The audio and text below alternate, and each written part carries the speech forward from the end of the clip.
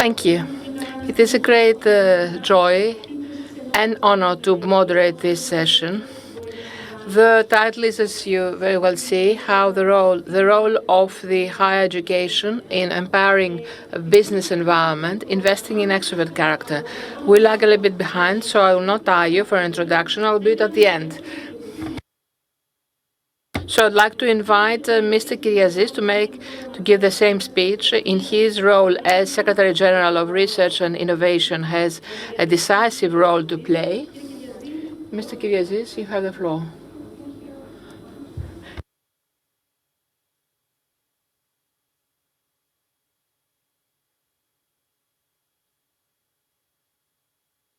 Good afternoon.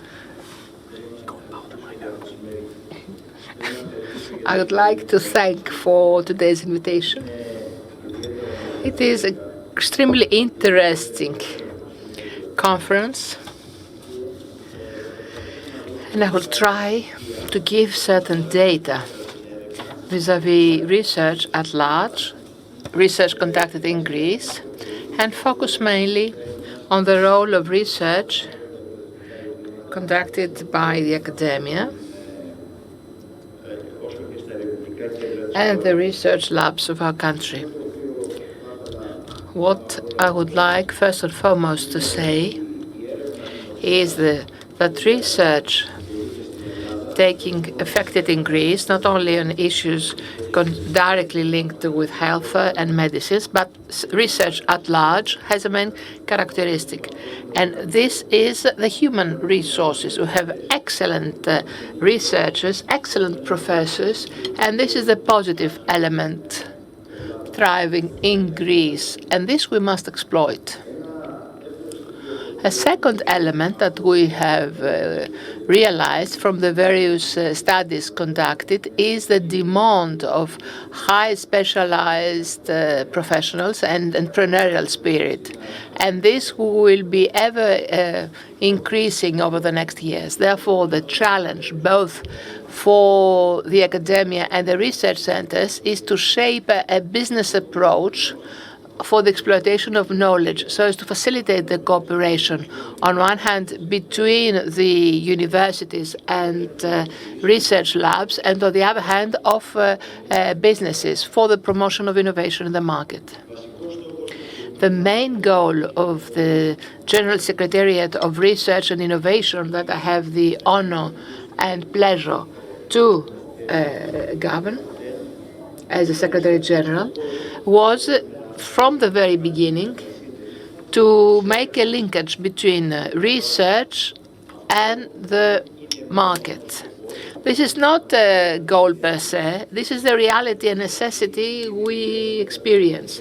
And this is where all our efforts have been made over the last 3 years. Research conducted in Greece is in the avant-garde, and we can see the outcomes. The outcomes of that research can be seen not only in publications, but also the outcomes found in all sectors. Towards this direction, we have the linkage of the research labs with the economy and society. Has set as a first goal, we had set establishing the know-how transfer centers.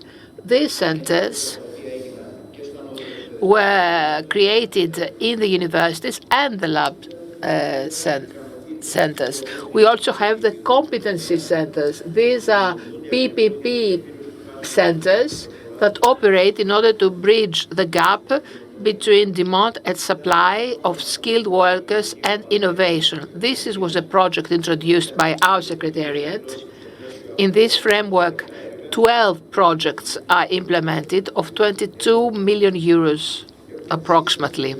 We also have the establishment and operation of new entities where we have 194 public and private agencies and bodies participating, of which 25 labs and 169 companies. At the same time, we have created the clusters, innovation clusters, with the participation of assistants. The results have already been announced. What is another characteristic was our bridging towards digital innovation. And we have the European hubs of digital innovation that were created in cooperation of our Secretariat with the Ministry of Digital Administration. Iconic is the project affected in our Secretariat, the National Registry of Spin-offs on the platform Elevate Greece. This is an integrated central axis of a program of enhancing the domestic ecosystem of innovation. Spin-offs, startups actually, may have existed, but they were not recorded anywhere. We didn't actually know where they are, what they do, what they are involved with, what's their personnel. They were uncharted water. In the last 1.5 years, we managed to create a platform in our Secretariat, and following a very austere assessment in 2 stages. In the first stage, we assessed the administrative elements of those companies and have the innovative element of each company.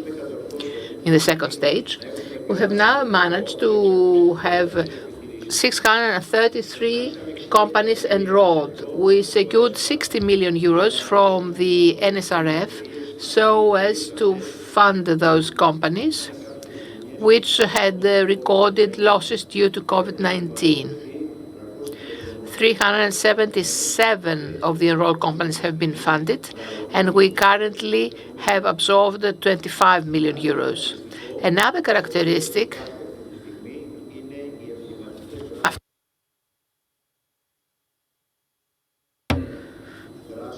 are actions which aim at supporting public labs and universities funding that focus their research on critical sectors of technology and economy. Iconic actions are those of medical accuracy, of dealing with COVID-19, agro-nutrition, and climate change. I will insist on the first project of medical accuracy. It is one of the very important actions that help, because the outcomes of this action have a direct impact on society. There are 3 fields in medical accuracy that have been already funded: oncology, neurodegenerative diseases, and cardiac diseases and sudden death of youth.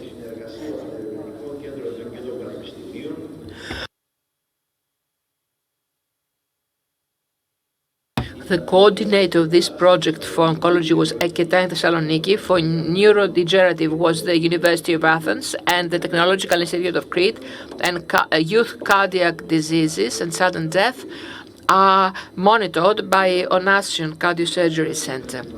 Another iconic action is I create, I search, and I innovate, and it was affected in 2 cycles. The budget was 606 million euros from the national budget. We had more than 5,500 participations, and now we have 1,134 projects which are currently affected. More specifically, in the field health and drugs, we have 186 projects, research projects. Most of them are on PPPs, with 277 participations of companies and 301 research centers.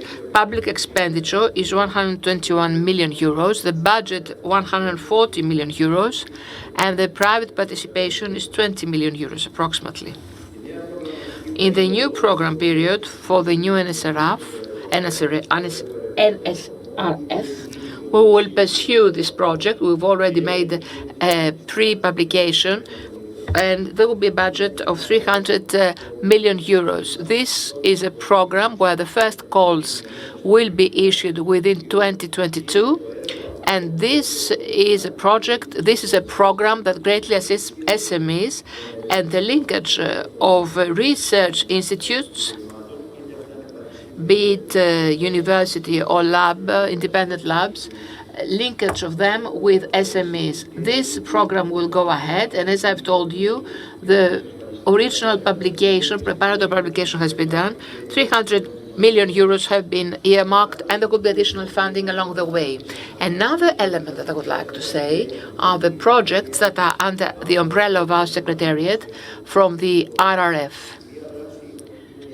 One action is the extrovert character of research, 3 million euros for startups, the reform of the clawback system and offset, which is well known to all of you, where the General Secretariat of Research and Innovation presented the outcomes. We had 53 companies that are funded.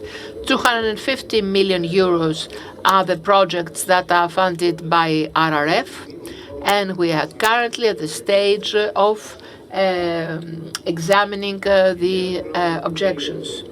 In the next period, 21-27, new horizons open for research and tech and innovation, and the boosting of funding from resources of the structural funds of JUST and RRF and the new Horizon Europe, which is the biggest research program of the European Union, will give 95 billion euros in summation. Furthermore, thematic priorities that will be funded by the Secretariat are agro-nutritional chain, biosciences, health, medicines, digital technology, sustainable energy, environment, cyclic economy, transports and logistics, building materials, constructions, industry, culture, and the creative industry. I'd like to believe that through the work we produce and the goals we have set and our intervention to open the research centers to companies, we promote two things. Big companies, regardless of their nature, have the capacity to have departments or directions of R&D. And we have proceeded in offering additional incentives, such as the increase from 30 to 100% of tax exemption for research and innovation. And additionally, we will be able to offer incentives for the investment angels. Further on, however, we open our research centers so as for SMEs that want and cannot have R&D departments to be assisted by our research centers. Thus, we will have this interaction and interface between research, the market, and innovation. Another characteristic that I would like to underscore is the increase of GDP as pertains to research. In 2019, research fund was 1.21% of GDP. In 2020, it plummeted to 1.5% of GDP. It was a major increase, the funds that were earmarked for research, and that was the biggest increase ever registered in our national budget. This gave us a great boost to increase the research projects, and towards this direction we will move along. Our strategy is to shape and implement the cooperation of universities and lab centers, which are the main hub for research in the country, while we also want to help companies to acquire R&D skills, departments or directions, so as to also assist for the development of R&D in our country. Our goal, as I said, is to interlink research outcomes with economy. And this is where we are heading to, because this combination will help the growth of our country. Thank you.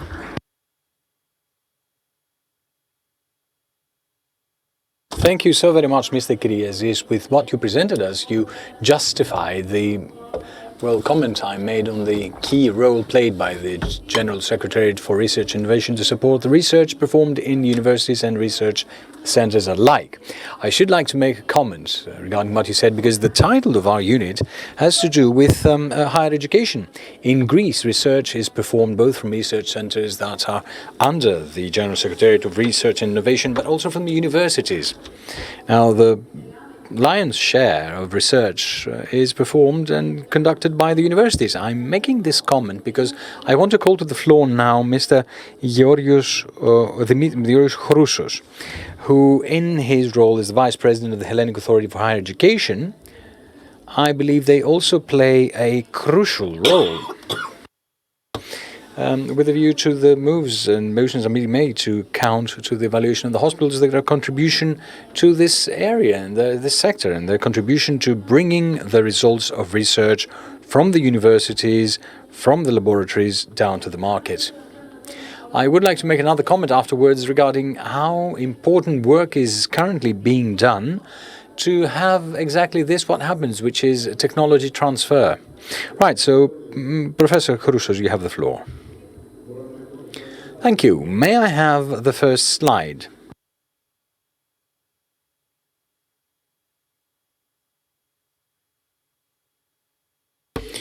I am Vice President of the Hellenic Authority for Higher Education, the mission of which is to ensure the highest possible quality in higher education.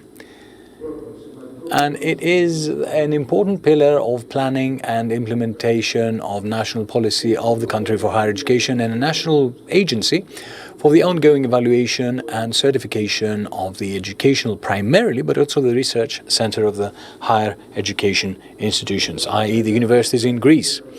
Here are some key data regarding higher education in Greece.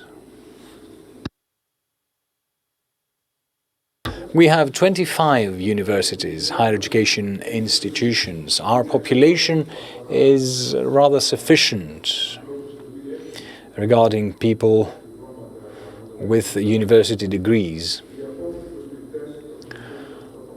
Alumni to students is 8.6%. In our country, we have approximately 800,000 students at the moment, 10% of whom are postgraduate students.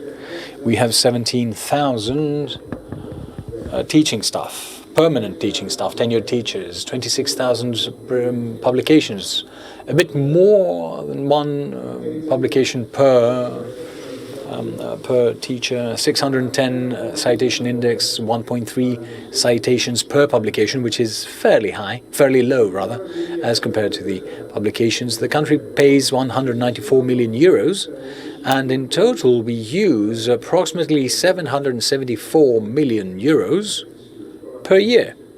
All this information is per annum, per year.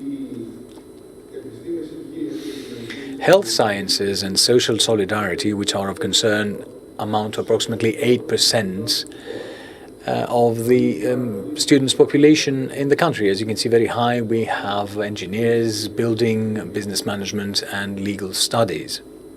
They are the first two bars. Pertinent results of the annual report of the FIA for 2020 is that the presence of Greek universities in international ranking list is fairly good. It fluctuates, but it is to be expected.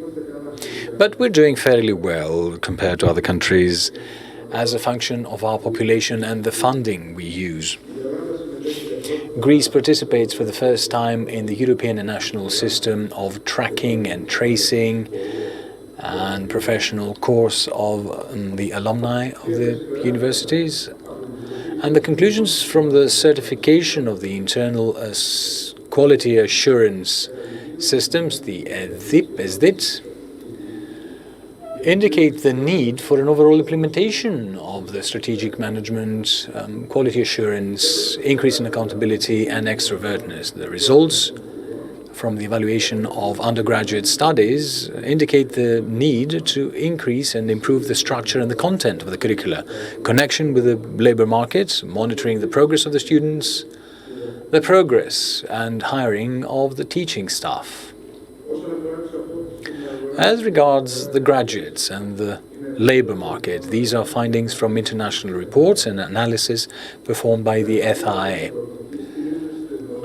Professions with prospect have to do with technology, be that programming, analysis, data analysis, process automation, shaping and implementation of a digital strategy, whereas the skills required are on the one hand technical and digital, on the other hand what is equally required is mild or social skills. There is lack of proportionality between the skills of higher education alumni, which is due to relatively low utilization of them in appropriate jobs, in their underemployment, in low remuneration, and the lack of proportionality between the skills and having highly and overqualified people applying for lower paid jobs.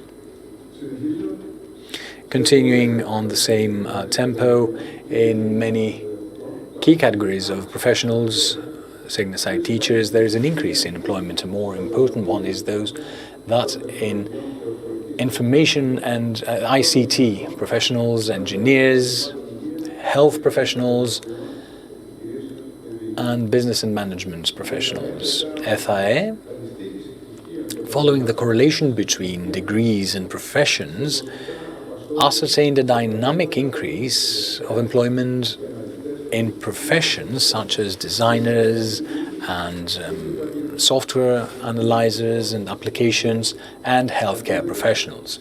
Conversely, a significantly reduced employment is registered with the sectors of librarians, archive specialists, electrical engineers, and secondary and professional vocational education teachers.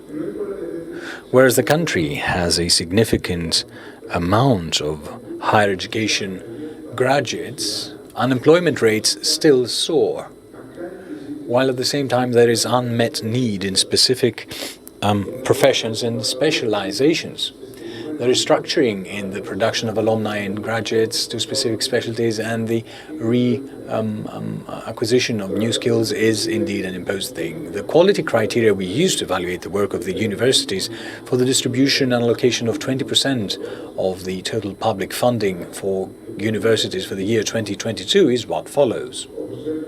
As you know very well, 80% of the overall public funding of the universities is performed using objective criteria, and the rest is the performance and quality assessment. The constant improvement of the key academic activities of the university is one and for all. The others may choose 2 out of the other 4 criteria: excellence in research and scientific staff performance, linkage with the society and utilization of the knowledge produced, internationalization, and quality of university environment. Link with the community and the labor market. Well, the participation of departments and students to stage, practical exercise, provision of services to organizations and certified labs, organization by the KVDIM, lifelong learning seminars, and actions to the utilization of the produced knowledge. Last but not least, implementation of linkage of actions between the universities and the labor market. Internationalization, attraction of international students to the university, as you know very well. It was last year when we first started, and from what I saw, we're doing very well, because for the medical school of Athens, we had 1,600 applications for 40 students. I'm talking about English. International mobility of undergraduate students and postgraduate students and tenured teachers through the Erasmus or other interstate agreements, strategic agreements with foreign universities for joint curricula, undergraduate, postgraduate, doctorals, summer schools, exchange of teachers, students, etc. Establishment and operation of foreign language studies. We have 2 in Athens, and in Thessaloniki 1, medicine in English. Offering postgraduate studies in English, in foreign languages, attracting teachers from institutions abroad, Greeks or not, for participation in teaching or research through short-term joint appointments as visiting fellows, visiting professors in undergraduate studies programs or postgraduate studies. Finally, we made progress in the industrial PhDs, and the 2022 law you can see on the slide is talking about new horizons in the higher education institutions, enhancement of the quality, functionality and the connection between the universities and the society. It provides for PhDs, industrial PhDs, in collaboration with a company or an industry of the country, and with funding of the entirety or part of it in order to extract data and produce innovative products and services. Industrial PhDs are a way to enhance the interaction between higher education and productive economy and the development of human resources of high quality. Thank you very much for your attention.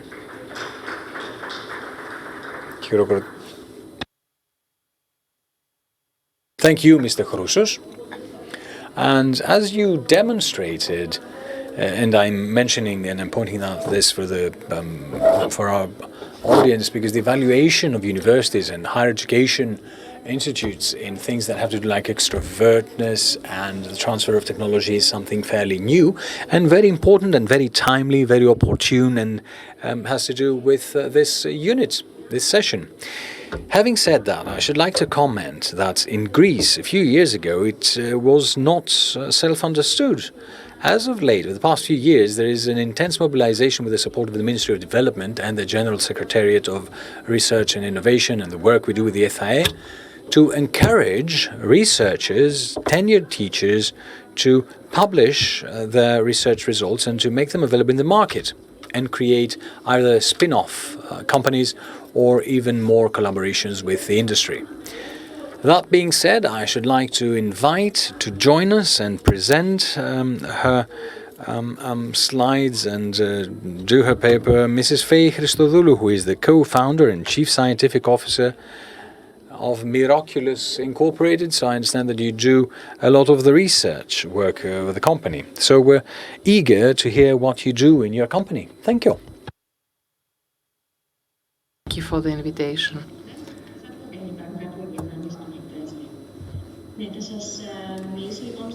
So, in the small time I have, I'll present my personal experience and the transfer I did from the lab bench, because I used to be a researcher in academia, to the field of enterprises. As you said, I'm in charge and head the scientific responsible of Miroculus and co-founder of the company. A brief introduction on Miroculus. We have founded the company in 2015. We are based in San Francisco, and this year, in March, we launched the first product of our company in the market. Therefore, it is marketable. We have more than 40 patent applications, of which 8 have already been issued in the USA. I show you the product. It's called Miro Canvas, and this is a system which automates the molecular biology protocols. They are quite complex protocols. We started actually as a first application to offer the preparation of a DNA or RNA specimen so as to be in a sequencing system for it to be read. The system that you see, Miro Canvas, is very small, versatile. It's almost the size of a laptop. And we have made the whole experience of the scientist to be very simple. It is a user-friendly. Usually, the preparation of DNA specimen for sequencing entails a huge robotic systems in the labs with moving arms. We have simplified this whole sequence. You see a plastic consumable. The only thing we ask from the technician, introduce the reactives in the right position, and everything is automated. The reagents, therefore, are inserted there, and you see how the experience of the technician changes in the labs. Instead of having read all the protocols. Of course, he must read the protocol, but during the execution, one checks whether he has put the right volume, the right temperature, and all that. All that is now an issue of ours, of our device. And the guidance is just shifting from a screen to screen. It greatly simplifies the whole process and allows lab technicians who do not have the specialization in difficult protocols to execute them wherever they are.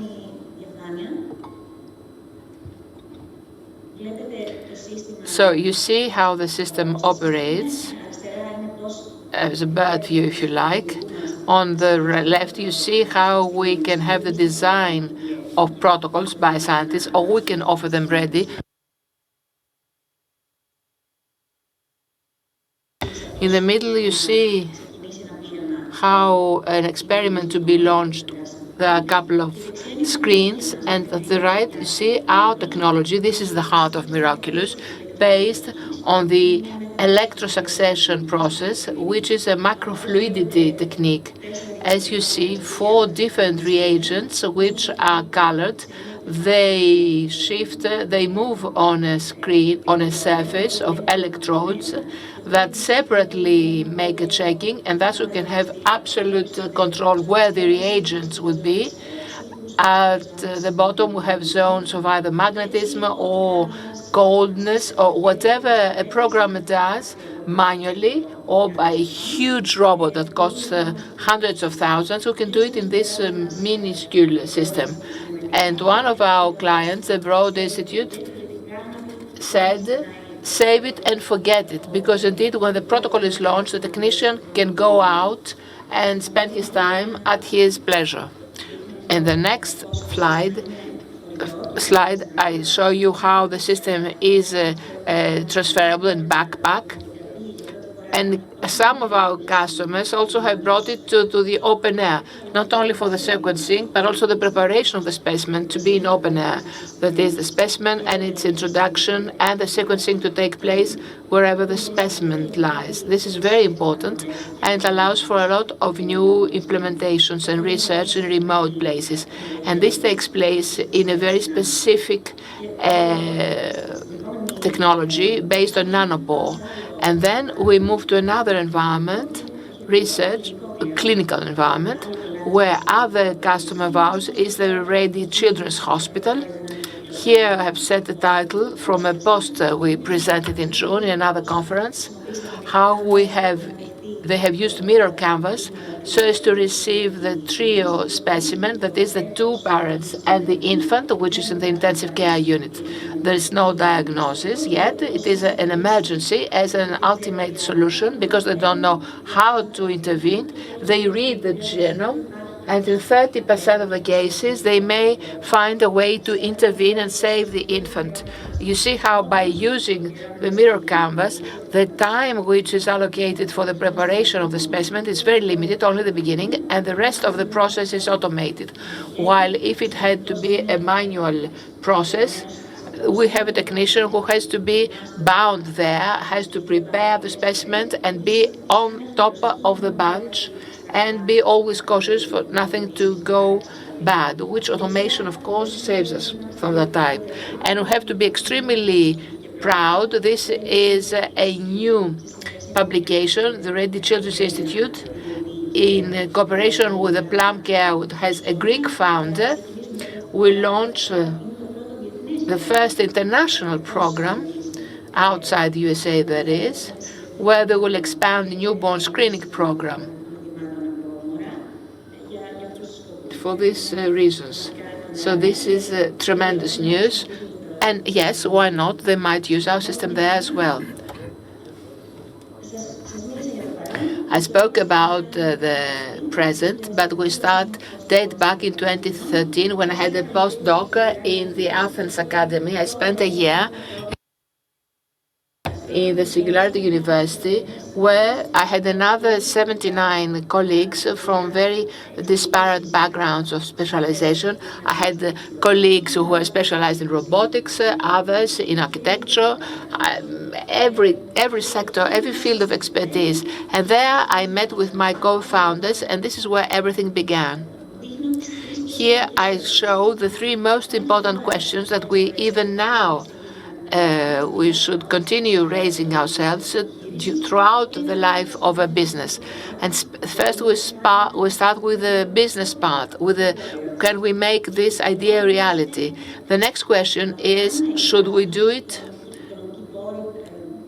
Will it be viable? Will there be funds to support it? And the third question, if we can do it, and we do have the funds for that, would someone desire to buy it? It's an equally important question, and quite often we never raise that question in the field of technology quite early, and thus we may enter with products that no one buys. Those three things, where they coincide, this is the most valuable design in design thinking and how it can be executed. In this slide, I show how from the original idea that was launched in that conference, each of the co-founders went back home, and how important it was in each country to participate in various competitions, innovation competitions. At the time, Greece, under Sphere, had the innovation project competition, placing the emphasis on biotechnology and health. And this is where I won, representing Greece, and my colleagues, other national. Thus, we gathered 100,000 euros, which was quite a handsome fund. So we rent the first lab in Germany, paid the first payroll, and a small office with engineers in Mexico. And thus, we managed to collect the first results. We went to angel investors. We demonstrated we had a viable technology and an interesting product. And the next product, we managed in 2015 to move to San Francisco and starting broadening our team. This is the history. This is the background. Everything happened with a small break in Greece and a very important effort assistance offered by Sphere. Now, the next question, can this only happen in Silicon Valley or other places with the traditional innovation and startups? The answer is no. And Mr. Chrousos very well said how many talents Greece has vis-à-vis technical expertise. We see here an article of 2018. This was a world competition with high-level competition, and there was a Greek team that won the first prize in synthetic biology. In the next slide, I would like to show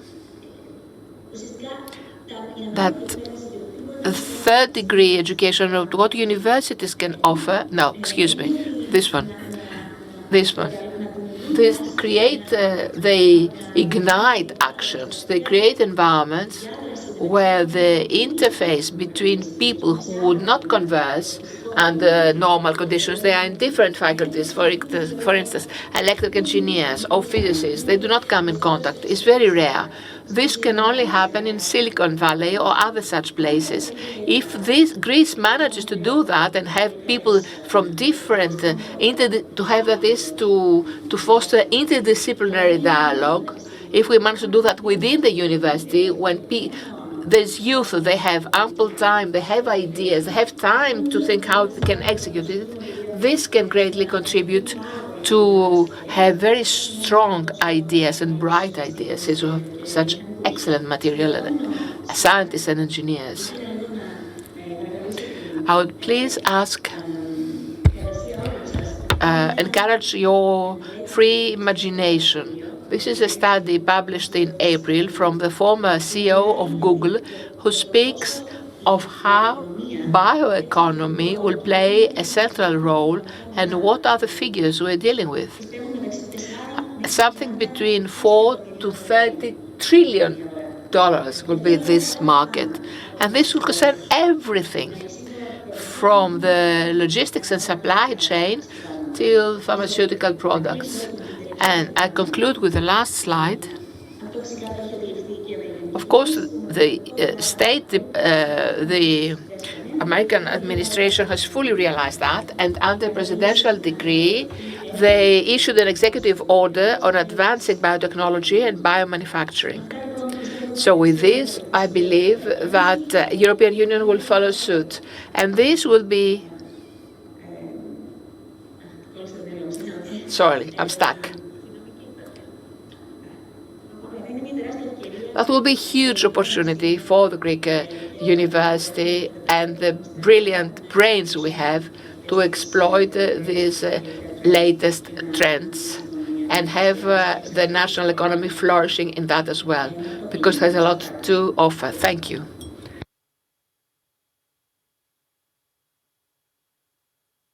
Thank you. You really brought a fresh breath of optimism in this hall. In 2015, there were not many structures to support you in what you did.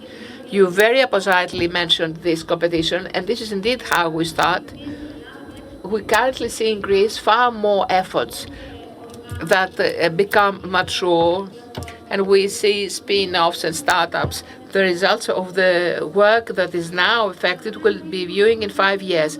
We really look forward to seeing this coming back to Greece. I only wish that what is not only San Francisco and other places that give opportunities to Greece to be creative, but also have such things flourishing in our country. If we have time, I would like to ask you in the end whether there's a prospect of seeing you back. And with this said, I'd like to give the floor to Mr. Constantinos Mavrantonis. I suppose he's being invited not only in his role as a head in the 6th Surgery Clinic, but as a founder and General Director of NOD Institute, the Network of Doctors Education, to tell us whether training of physicians includes things that have to do with today's agenda. Thank you very much for the privilege of this podium. 14 years ago,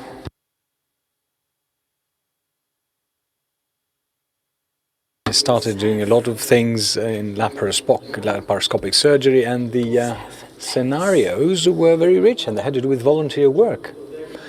And we did that because the dogma I do in Greece, my main specialty, if we want extra specialization, need to go abroad, did not necessarily have to hold water.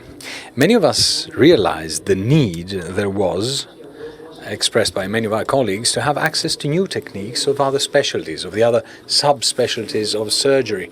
And we wondered maybe in the same model we could create an organization targeted to the free supply of opportunities for postgraduate specialization that is sought after by a surgeon abroad. This thought led in 2018 for the creation of a non-for-profit organization for the stage or the specialization of surgeons that was called NOD Institute. This organization, of course, in order to justify its existence, had to have something that would make it stand out from all the others. So the training and education it offers to be different.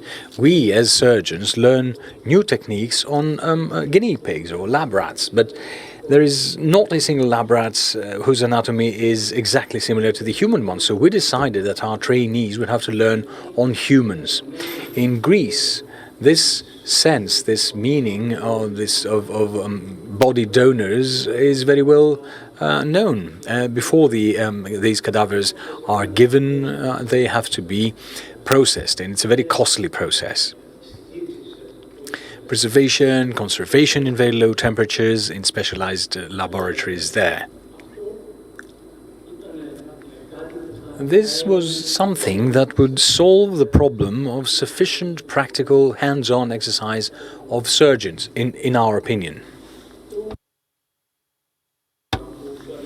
The problem we had to deal with here, the difficulties, were that in each cadaver we trained very few surgeons aiming at maximizing efficiency, which means that the cost is very high per trainee. Another problem was that premises, the way we wanted them for such a type of practical training, did not exist as such. These were problems that we dealt with other procedural issues as well, and we introduced from the States the first cadavers, cadaver models, and this was just the beginning. What followed was a plethora of such seminars, and despite the huge demand and the tremendous cost, these seminars still remained free of charge. To this, of course, was conducive the volunteer work of all trainers, who would come to us in increasing numbers with requests to create seminars in which they could also teach. Among them, professors from medical schools in the country who commissioned NODE to organize the practical practice, of the hands-on practice rather, of the graduate doctors. We created a surgical simulation center, something similar to the systems on which pilots are trained. In the beginning, we started with 2 simulators, exceptional of virtual reality simulators, but in due time one of the doctors, the surgeons of our team, created dozens of such simulations, and we gave them hundreds of times, hundreds of hours of private classes, and this simulation center has already worked for thousands of hours. Gradually, the spectrum of our educational activities was broadened. Apart from bowel surgery, we moved into the new thoracic surgery, hernia, chemotherapy, ports, angiosurgery, female and urological robotic surgery of the bowel and the intestines, and so on and so forth. We invented and constructed, actually, systems that would allow the lungs of our cadaver models to work during surgery, and systems that would allow circulation in the vessels, offering tremendous educational opportunities. It was something that was unprecedented. It had never happened, which allowed us, our cadaver models, to not have simply the human anatomy, but also to have actual function and operation. We organized a doctoral mission in Uganda with 1.3 tons of medical and pharmaceutical material, including laparoscopic material, for the medical school there. Apart from the classic medical assistance we provided to remote settlements in the mainland. So we trained the surgeons with the medical school there in laparoscopic surgeries, who in turn teach the interns. I follow the development, and it is indeed spectacular. NODE, since it started, has grown, and it still hires people to meet the increasing demands of the trainees and the trainers. And at the moment, we have fixed-term and short-term contracts. We have 7 surgeons who are the core teachers. We have 127 additional doctors taught as trainers from Greece, from the United Kingdom and the United States. And they have received free, individualized one-on-one training. It is offered to 877 surgeons thus far. Now, better training, and this type of training, is what NODE offers for free. It is offered by doctors to doctors. This means that NODE does not have any revenue from tuition fees. We don't have premises of our own, don't have a site, but we need both.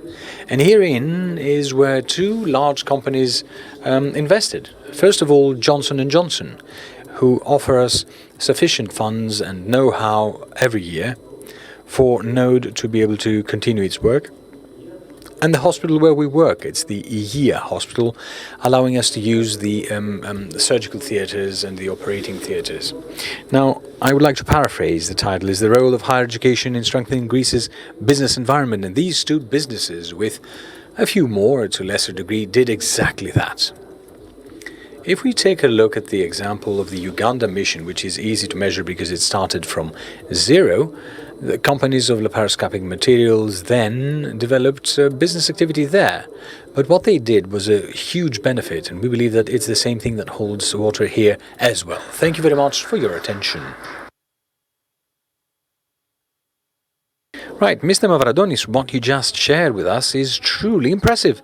I was trying to come up with a comment, and I think that what is worth mentioning in what you said is that it is indeed a best practice, which I believe that the way you presented it, it's something that the university should do. Higher education should cover this education gap that is there. Now, I can understand that it was the years of crisis, the financial crisis. It's not easy for public universities to cover all the needs. You took it upon yourself with this initiative to make it happen, to make it true.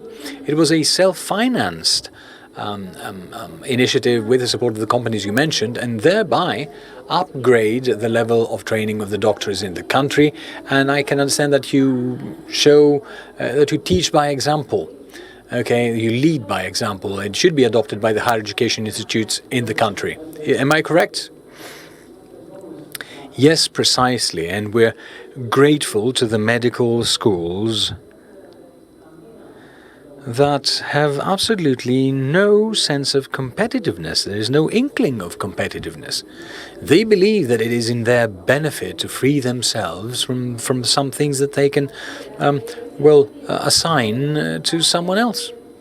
Right, great. We could compare this to what we do at the Economic University of Economic Studies, the need for support of fellow researchers and students support their business activities and the maturity of their ideas. So the university in 2015, when we started, did not have the potential to support it. We had the first support from the municipality of Athens, of course, but that was for a year or two until such time as we had an incubator at the university. And then we had a self-financed action precisely to allow for support to students, researchers, and various teams to support actions and researchers. So funding of this activity came through sponsorships, through companies and agencies who gave, awards, some money to teams, like Mrs. Christodoulou mentioned, for them to be able to start with an activity. And I believe this is becoming practice with all the universities in the country, with the support of the Ministry of Education, with the serious support of the Ministry of Development. And I think that this is the way we can think optimistically and see things move forward. With these words, I would like us to take a look at the other viewpoint, from the point of view of the industry. The more the ecosystem matures, the more the universities organize themselves and the research centers to innovate and bring the results to the market and upgrade the level of education. On the other hand, we see an approach on behalf of the industry, and we need to think on how, as a country, as Greece, we will attract multinational companies into doing more things, increasingly more things that upgrade the situation in the country. I believe this is what Pfizer has done. The floor now to Mr. Nico Gariboldi to say a few words about what has happened with the Pfizer Center for Digital Innovation, the CDI, in Thessaloniki. Mr. Gariboldi, you have the floor. I hope you're still with us, sir. Γεια σας. Χαίρομαι που είμαι εδώ. Αισθάνομαι τιμή που μετέχω σε αυτή τη συνεδρία. Ζητώ συγγνώμη που έκανα την εισαγωγή στα ελληνικά. Δεν υπάρχει θέμα. Εξακολουθώ να μην μπορώ να δω τις διαφάνειες. Συγγνώμη, ευχαριστώ πολύ. Καταρχάς, σας ευχαριστώ που με προσκαλέσατε. Θέλω να μιλήσω λίγο για τη Pfizer και το κέντρο που συστάθηκε εδώ στη Θεσσαλονίκη, αλλά να μιλήσω λίγο και τη δική μας οπτική σε ό,τι αφορά την εκπαίδευση, ιδιαίτερα εδώ στην Ελλάδα. Ξεκινάω ως συνήθως. Είμαι πάντα περήφανος να μοιράζομαι κάποια αριθμητικά στοιχεία της εταιρείας μας, γιατί θα έλεγα ότι αυτό σημαίνει και τον αντίκτυπο που έχω σε όλο τον κόσμο. Απαιτεί υψηλού επίπεδου εκπαίδευση από όλους τους συναδέλφους του Pfizer. Τα αριθμητικά στοιχεία λοιπόν αυτά για μένα είναι πάντα εκπληκτικά. Στην Pfizer αναπτύσσουμε αυτές τις δραστηριότητες επηρεάζοντας κάπου 1,5 δισεκατομμύρια σχεδόν ασθενείς τον χρόνο. Πολύ εντυπωσιακό. Αυτό σημαίνει ότι 1 στα 6 άτομα στον πλανήτη έχει λάβει ένα εμβόλιο ή ένα φάρμακο από την εταιρεία μας. Υπάρχουν δισεκατομμύρια δολαρίων που επενδύονται στην καινοτομία και την έρευνα. Είναι εντυπωσιακό λοιπόν ο αριθμός, 10,5 δισεκατομμύρια δολάρια, και επίσης η μεγάλη κοινότητα της Pfizer έχει πολλά γραφεία σε όλες τις χώρες. Είμαστε κάπου σε 125 χώρες με 8.000 συναδέλφους που εργάζονται. Να δούμε λίγο τον ψηφιακό χώρο, γιατί όπως γνωρίζετε η Pfizer έχει αυτό το παγκόσμιο κέντρο για την ψηφιακή καινοτομία στη Θεσσαλονίκη, που ιδρύθηκε πριν από 2 χρόνια και ήταν ένας από τους κύριους λόγους που αποφασίσαμε να έρθουμε στην Θεσσαλονίκη, στην Ελλάδα και στη Θεσσαλονίκη. Ήταν λόγω των ταλέντων που έχουν συσσωρευτεί εδώ στην Ελλάδα. Η ανώτατη εκπαίδευση και η τεχνολογία.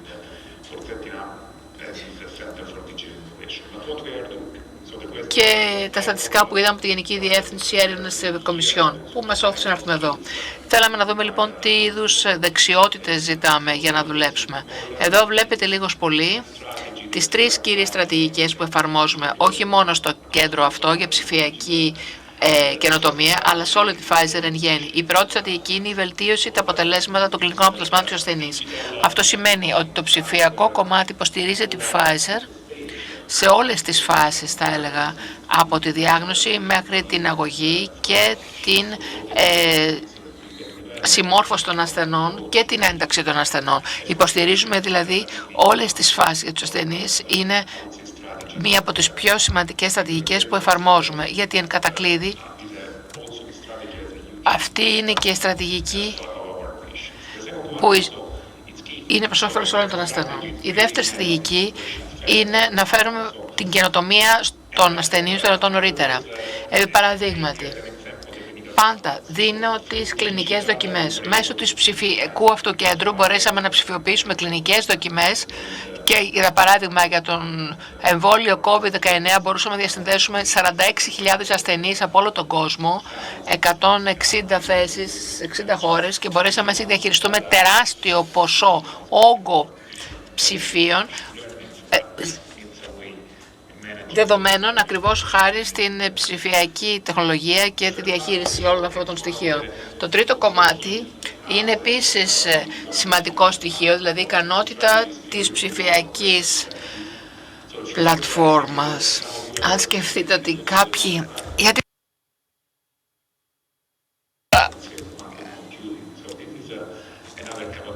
Είναι άλλη μια μεγάλη ικανότητα πάνω στην οποία δουλεύουμε στην ψηφιακή πλατφόρμα, γιατί χάρη σε αυτές τις ικανότητες μπορούμε να δουλέψουμε πάνω σε ανακάλυψη φαρμάκων και μέσω αυτού του ψηφιακών ικανοτήτων να ελέγξουμε περισσότερα στοιχεία, να δημιουργήσουμε κάποιο είδους εικονικά εργαστήρια για κάποια μόρια, να δοκιμάσουμε αν θα είναι επιτυχή ή όχι και κατά συνέπεια, σε συνέχεια, να περάσουμε σε κλινικές δοκιμές για να φτάσουμε στους ασθενείς. Γιατί κάνω αυτή την εισαγωγή? Γιατί αν πάμε στην επόμενη διαφάνεια μπορώ να σας δείξω και κάποια άλλα στοιχεία, όπως είπα. Ποιες είναι οι δυνατότητες και το επίπεδο εκπαίδευσης που βρήκαμε εδώ στην Ελλάδα. Ξέρετε ότι είμαστε και μια εταίροι μιας θεωρικού πειράματος στο να φάσαμε να έρθουμε. Αριστερά βλέπετε ότι έχουμε τις πλέον προηγμένες ικανότητες σε ό,τι αφορά την ψηφιακή εκπαίδευση εδώ στην Ελλάδα και ήταν επιτυχές αυτό. Μιλάμε δηλαδή για μηχανική μάθηση, τεχνητή νοημοσύνη, software, επιστήμη στοιχείων, όλες αυτές είναι οι μεγάλες ικανότητες για το μέλλον και θεωρήσαμε ότι σε 2 χρόνια μπορέσαμε να προσλάβουμε πάνω από 400 εξειδικευμένα άτομα. Αυτός είναι ο αριθμός, πάνω από 400 επιστήμονες και λάβαμε 20.000 βιογραφικά. Τεράστιος όγκος δηλαδή βιογραφικών που λάβαμε. Και δεν είναι μόνο αριθμητικά στοιχεία, αποδεικνύει και την ποιότητα της εκπαίδευσης των συναδέλφων που έχουμε προσλάβει και μιλάει και για την εμπειρία τους. Επίσης, 75% αυτών είναι κάτοχοι μεταπτυχιακών τίτλων και είναι κατά κύριο λόγο από STEM, από τις τεχνικές, είναι μηχανικοί δηλαδή ή απόφοιτοι θετικών επιστημών. Επίσης, το 50% εξ αυτών επανήλθαν από το εξωτερικό. Το 15% επανήλθαν από το εξωτερικό, γιατί όπως ξέρετε υπήρχε ένα τεράστιο brain drain για πάρα πολλά χρόνια. Έφυγαν πάρα πολλοί επιστήμονες Έλληνες νεαροί στο εξωτερικό. Τώρα, χάνει στην ευκαιρία που παρέχει η Pfizer, έχουν τη δυνατότητα, 15% εξ αυτών που έφυγαν μπόρεσαν να επιστρέψουν. μάλλον το 15% του προσωπικού μας, του δυναμικού μας, είναι άτομα επιστήμονες που επανήλθαν από το εξωτερικό. Να σας δείξω επίσης ότι για μένα δεν είναι μόνο το θέμα της στρατολόγησης. Για μας η εκπαίδευση συνδέεται επίσης με τη μάθηση. Αυτό είναι κλειδί. Και με καινοτομία. Γιατί κατά κάποιο τρόπο η καινοτομία προωθεί ικανότητες και μάθηση και στον οργανισμό μας. Αυτός είναι ο λόγος για τον οποίο, για παράδειγμα, το κέντρο είναι σε εταιρική σχέση και θα έλεγα ότι projects με πολύ σημαντικούς εμπλεκόμενους εδώ στην Ελλάδα. Για παράδειγμα, με το Αριστοτέλειο Πανεπιστήμιο, το Πανεπιστήμιο Πατρών. Δουλέψαμε με startups. Για μας, λοιπόν, υπάρχει απόλυτη σύνδεση με τον κόσμο του Πανεπιστημίου και της έρευνας για την προώθηση των δυνατοτήτων που έχουμε αυτή τη στιγμή στο κέντρο μας. Και όπως είπα, είναι κάτι το οποίο το κέντρο αυτό προσελκύει πάρα πολλά ταλέντα. Όπως είπα, προσλαμβάνουμε άτομα ανώτατης εκπαίδευσης και μεταπτυχιακών τίτλων, αλλά κατά κάποιο τρόπο τους κρατούμε επίσης σε διαρκή κατάρτιση, γιατί ιδιαίτερα στο ψηφιακό κόσμο οι εξελίξεις είναι συνεχείς και ραγδαίες.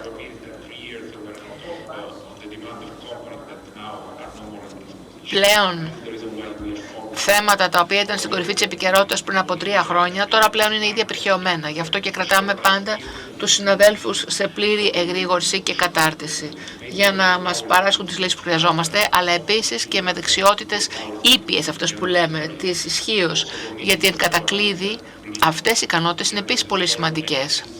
Γιατί αυτές οι ήπιες δεξιότητες μπορεί να τις μάθει κανείς καθ' όλη τη διάρκεια της διαδρομίας τους, αλλά βέβαια οι ικανότητες και οι ήπιες δεξιότητες είναι κάτι που θεωρούμε πάρα πολύ σημαντικό. Αλλά υπάρχει επίσης και πολύ μεγάλη ζήτηση για να μάθουμε πράγματα για την φαρμακευτική βιομηχανία, γιατί είμαστε στο κέντρο για ψηφιακή καινοτομία, αλλά δουλεύουμε ως τμήμα φαρμακευτικής βιομηχανίας για να δώσουμε λύσεις στους ασθενείς. Αυτά είναι τα 3 κύρια πεδία στα οποία το κέντρο μας δουλεύει. Κύριε Γκαριμπόλντι, μπορείτε να συντομεύσετε γιατί τελειώνει ο χρόνος. Ναι, προφανώς είναι πολύ σημαντικό βήμα για μας και βρήκαμε καταπληκτικές δυνατότητες και ανθρώπους εδώ στην Θεσσαλονίκη και εξακολουθούμε να συνεχίζουμε να κινούμαστε σε αυτήν την κατεύθυνση. Ευχαριστώ πολύ.